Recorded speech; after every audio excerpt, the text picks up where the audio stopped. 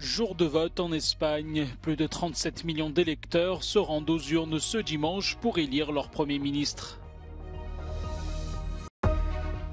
Tempête dans les Balkans, vague de chaleur persistante dans le sud. L'Europe est frappée par des conditions météorologiques extrêmes.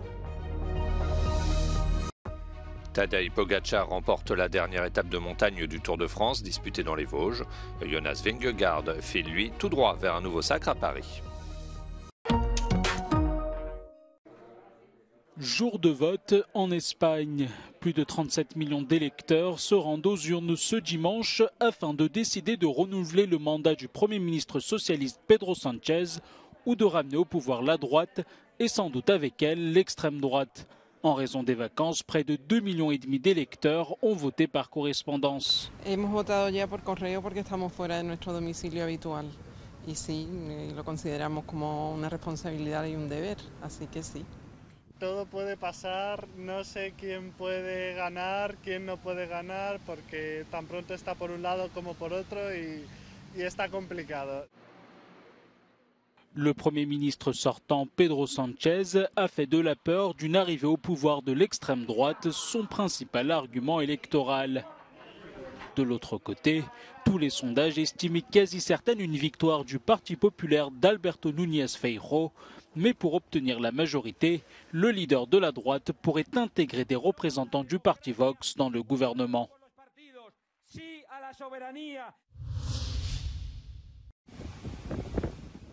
Une nouvelle tempête s'est abattue sur les Balkans ces dernières heures. 3 personnes sont mortes en Serbie selon les médias locaux. Sur ces images, vent violent et pluie balayent les rues de la capitale, Belgrade. La tempête a aussi touché la Slovénie et la Bosnie-Herzégovine, où d'importants dégâts ont été recensés dans le nord du pays.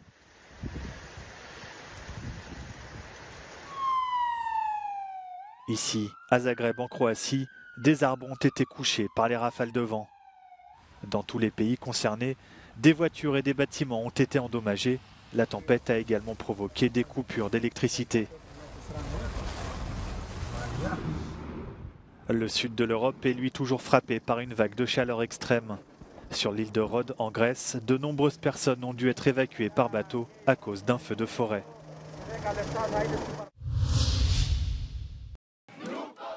Boycotter la rentrée universitaire, c'est ce qu'ont annoncé les étudiants en médecine en Albanie. Ils demandent l'annulation d'une loi qui entrera en vigueur en octobre, les obligeant à travailler en Albanie pendant 5 ans après la fin de leurs études.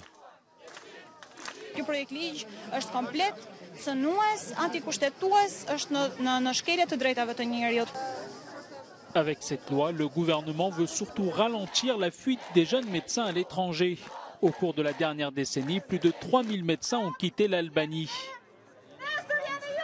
Ligji nuk është antikushtetues. Ligji I jep mundësinë të zgjedhin studentët. Les médecins fraîchement diplômés devront donc s'engager à exercer pendant 5 ans dans leur pays ou devront payer l'intégralité de leurs frais de scolarité. Conscients du problème, certains médecins estiment qu'il faudrait trouver d'autres moyens de garder les étudiants en Albanie.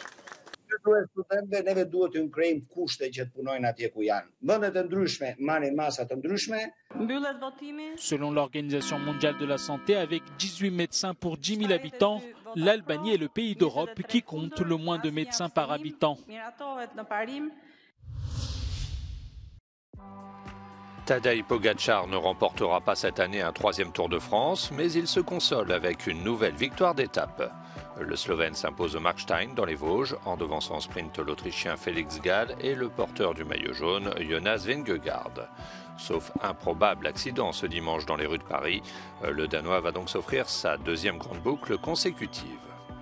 À noter aussi la performance des frères Yates, Adam et Simon, respectivement 3e et 4e du classement général.